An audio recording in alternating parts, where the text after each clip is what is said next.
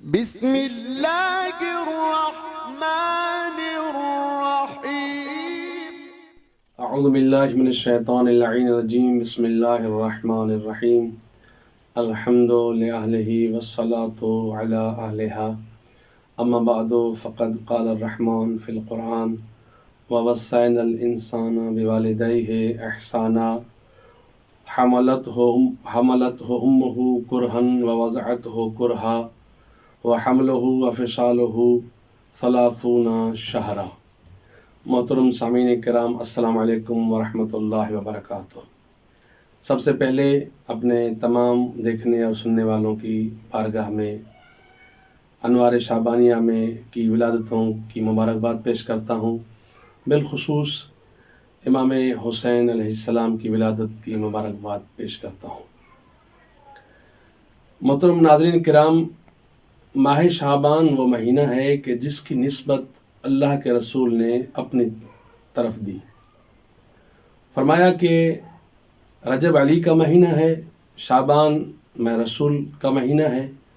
اور ماہ رمضان اللہ کا مہینہ ہے۔ ماہ شعبان کی خاصیت یہ ہے کہ یہ وہ مہینہ ہے کہ جس مہینے میں کسی امام یا امام زادے کی شہادت نہیں ہے۔ جس طرح ماہ محرم میں کسی امام یا امام زادے کی ولادت نہیں، اس مہینے میں کسی کی شہادت نہیں۔ اور دوسری خاصیت اس مہینے کی یہ ہے کہ یہ وہ مہینہ ہے کہ جس مہینے میں جتنی بھی ولادتیں ہوئی ہیں ان تمام ہستیوں کا تعلق کسی نہ کسی اعتبار سے کربلا سے بنتا ہے۔ مثلا پہلی شعبان کو جناب زینب سلام اللہ علیہا کی ولادت ہے، 3 شعبان کو کریم کربلا سردار جنت امام حسین علیہ السلام کی ولادت ہے، 4 شعبان کو سرکار باوفا ابو الفضل عباس علیہ السلام کی ولادت ہے، 5 شعبان کو امام زین العابدین علیہ السلام کی ولادت ہے، پھر 7 شعبان کو جناب قاسم کی ولادت ہے، 11 شعبان کو جناب علی اکبر کی ولادت ہے، اور 15 شعبان کو سرکار امام زمانہ صلوات اللہ علیہ کی ولادت ہے۔ تو امام زمانہ کے علاوہ جتنی بھی ہستیاں ہیں جن کا تعلق جن کی ولادت ہے، ان سب کا تعلق کربلا سے براہ راست ہے، یعنی سب کے سب کربلا میں براہ راست موجود تھے سوائے امام زمانہ کے۔ اور امام زمانہ کا تعلق بھی کربلا سے بنتا ہے، اور وہ یوں ہے کہ روایت میں ملتا ہے کہ کربلا کے جتنے بھی شہداء ہیں سب شہداء کے خون کا بدلہ امام زمانہ صلوات اللہ علیہ لیں گے۔ تو اس حوالے سے امام زمانہ کا تعلق بھی کربلا سے بنتا ہے۔ میں نے آپ کے سامنے سورہ احقاف کی آیت نمبر 15 پڑھنے کا شرف حاصل کیا ہے۔ یہ سورہ احقاف کی آیت نمبر 15 اور سورہ بقرہ کی آیت نمبر 233 کو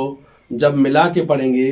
تو اس کا جو نتیجہ نکلے گا، اس نتیجے کا تعلق ایک تو امام حسین علیہ السلام کے ساتھ ہے اور اس کا دوسرا تعلق ہمارے معاشرے کے ساتھ ہے۔ اب آئیے آیت کی طرف چلتے ہیں۔ سورہ احقاف میں اللہ تبارک و تعالیٰ فرماتا ہے کہ ہم نے وصیت کیا ہے انسان کو کہ اپنے والدین کے ساتھ احسان کرو، اور اس کے دوسرے حصے میں اللہ تبارک و تعالیٰ فرماتا ہے کہ مدت حمل اور دودھ پلانے کی مدت جو ہے وہ 30 ماہ ہے۔ ٹھیک، اب سورہ بقرہ کی آیت نمبر 233 میں اللہ تبارک و تعالیٰ فرماتا ہے والوالدات یرضعن اولادہن حولین کاملین، کہ مائیں اپنے بچوں کو 2 سال تک دودھ پلائیں۔ اب ان دونوں آیتوں کو جب ملائیں گے تو اس کا نتیجہ یہ نکلتا ہے کہ اللہ حکم یہ دے رہا ہے کہ اپنے بچوں کو دودھ پلاؤ 2 سال یعنی 24 ماہ، اور حمل کی مدت جو ہے وہ 6 ماہ ہے۔ یعنی بالفاظ دیگر اللہ تبارک و تعالیٰ ان دونوں آیتوں کو ملا کر نتیجہ یہ نکل رہا ہے کہ دودھ پلانے کی مدت 24 ماہ ہے اور کم سے کم مدت حمل وہ 6 ماہ ہے۔ ہمارے معاشرہ کا تعلق اس آیت سے اس لیے بنتا ہے کہ اگر کسی انسان کی مثلا شادی ہو جائے اور اس کے 7ویں ماہ یا 8ویں ماہ اس کو بچہ ہو جائے تو نعوذ باللہ اس کے خاتون کی طرف بہت عجیب و غریب نظروں سے دیکھا جاتا ہے، عجیب عجیب نسبتیں دی جاتی ہیں، اس کو بدچلن کہا جاتا ہے، یہ ایسے تانے دیے جاتے ہیں، ایسی ایسی باتیں کی جاتی ہیں کہ وہ گھر تباہ ہو جاتے ہیں۔ ہمارے مشاہدے میں ہے، ہم نے وہ گھر دیکھے ہیں جو اجڑے ہیں اسی وجہ سے کہ کسی کو 8ویں ماہ بچہ ہو گیا شادی کے بعد تو لوگ تانے دینے لگے کہ یہ 8ویں ماہ کیسے بچہ ہو سکتا ہے،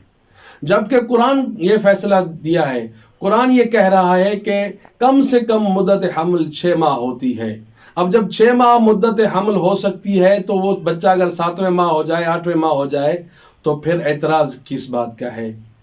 بس یہ ہمارا معاشرہ سمجھے کہ کم سے کم اگر شادی کے بعد کم سے کم 6 مہینے بھی اگر بچہ ہو جائے تو بچہ حلال زادہ ہو سکتا ہے۔ یہ ہے اس آیت کا پیغام۔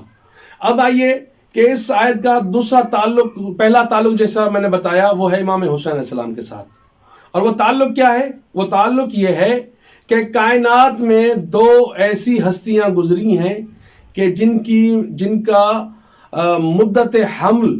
یعنی شکم مادر میں رہنے کی مدت جو تھی وہ 6 ماہ تھی، اور اتفاق کہیں اس کو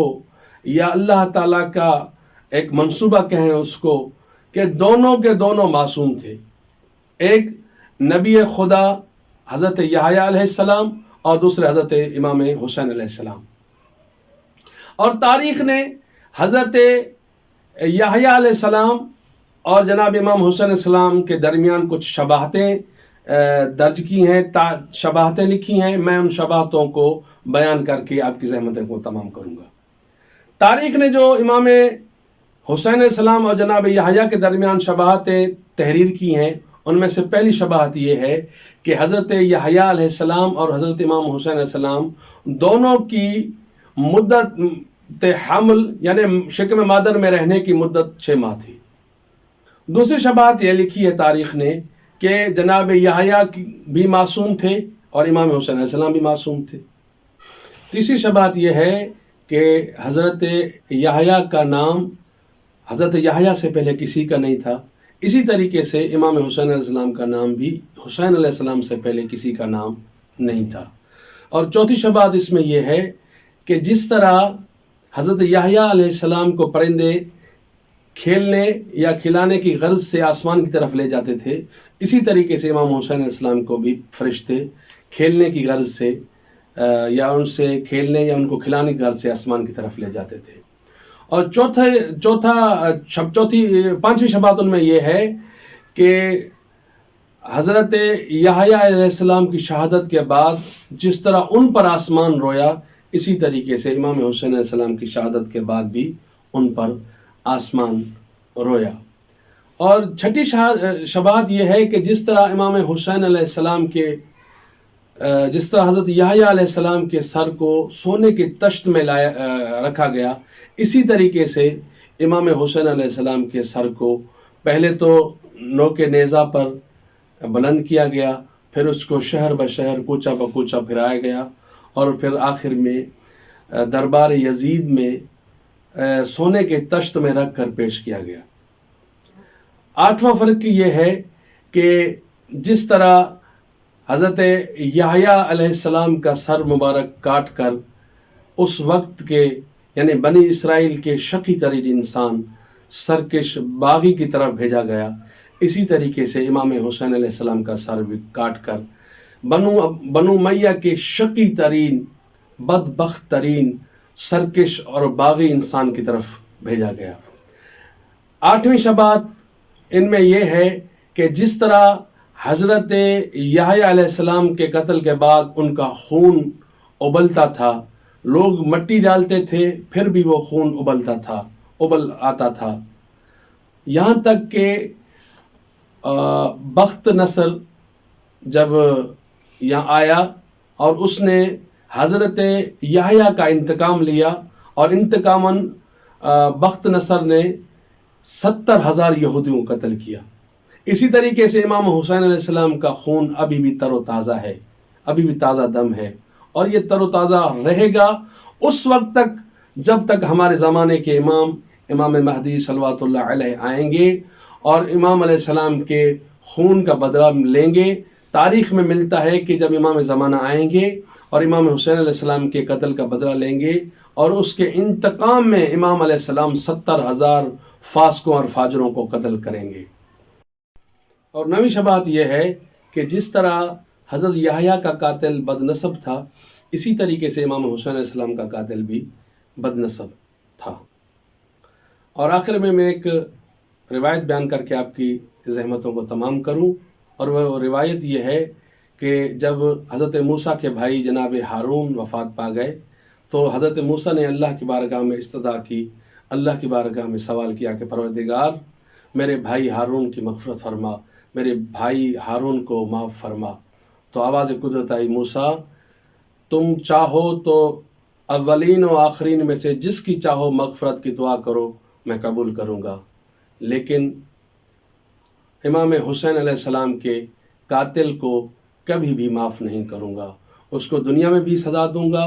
اور آخرت میں سزا دوں گا۔